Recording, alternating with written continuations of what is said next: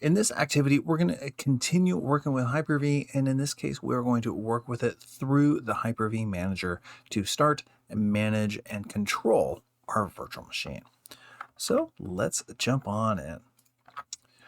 Here I have my server Hyper-V environment. Let me go ahead and close all these. And we want to start off with our virtual manager. Our server manager. And then we want to go to Tools, Hyper-V Manager. When Hyper-V Manager starts, we see we have Server VM1 right here, and we can right-click and connect. When we right-click connect, it will connect to the computer as if we're on the keyboard, and then we can click Start either here or click Start right there in order to power on the virtual machine. The virtual machine took a minute to boot up, but here it is. We can see we are on a server VM on a server Hyper-V. Very briefly, I'm going to come up here to View, Zoom Level 75%. But what this will do is it will shrink it a little bit so that I can see the whole section in my screen. I'm going to click this button right here, right underneath the File menu, in order to send a Control-Alt-Delete to the screen, and so that I can now log in. Username administrator, password 01 as the password. The login process took a moment. This machine does not have a lot of memory associated to it, so it took a few moments for it to log in. I'm going to go ahead and close Server Manager there, and from the search bar here, I'm just going to type in Notepad. When the search bar comes up with Notepad, I will start Notepad and then type something into it.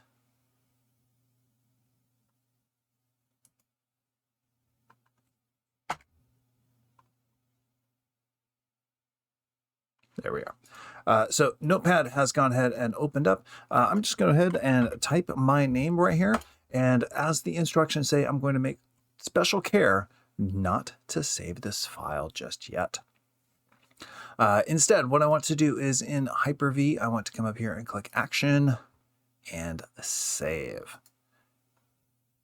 Then close the window and we will see the status right here in Server Hyper-V. It says saving and then finally saved. Awesome. So we went ahead and we made a change to the live operating system and then we saved the virtual machine.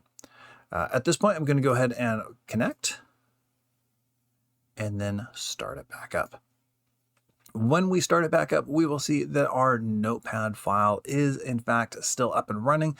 Saving was kind of the equivalent of closing the lid on a laptop. It hibernated the system and paused it in its currently running state.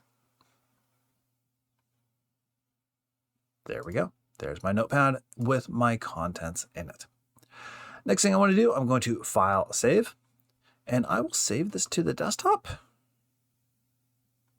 Right there, desktop, and I will name this File 1.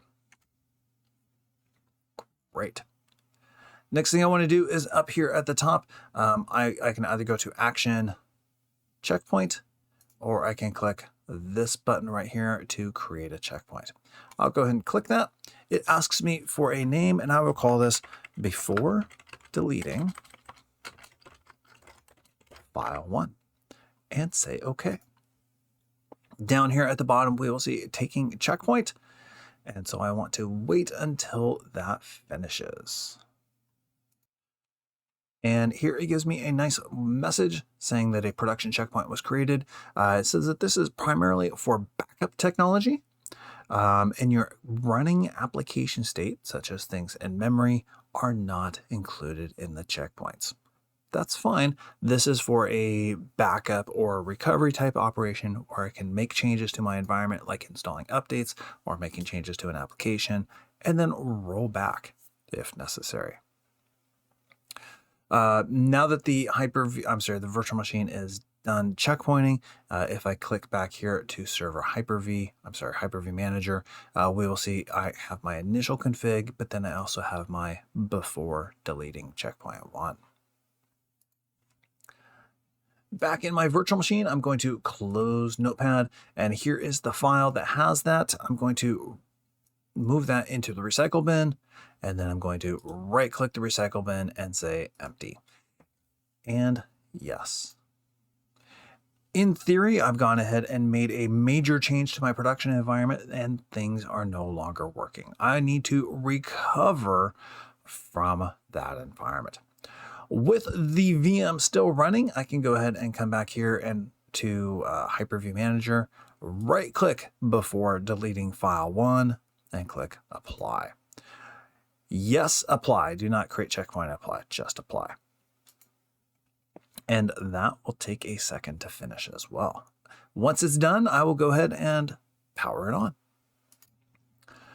I powered server VM1 back on after our revert to the prior checkpoint, and I went ahead and logged in. Let's go ahead and close Server Manager, and we will see, first off, we got a shutdown event tracker because Windows realized that it did not shut down in a clean manner. I'm going to go ahead and say OK or cancel. And then we'll also notice that our file that we had previously deleted is now recovered because that was part of the checkpoint that was previously there. Now that we're done with this, I'm going to go ahead and tell it to shut down. Shut down. I'm going to close the server Hyper-V connection window there. And lastly, I want to right click before deleting file and delete it. I believe I have to wait until it's done powering off, but I want to delete that checkpoint so that it doesn't stay around and continue consuming storage in my environment. All right, VM is now off. Let's right click and delete checkpoint. Delete. And now I have just the initial config and where I am right this moment.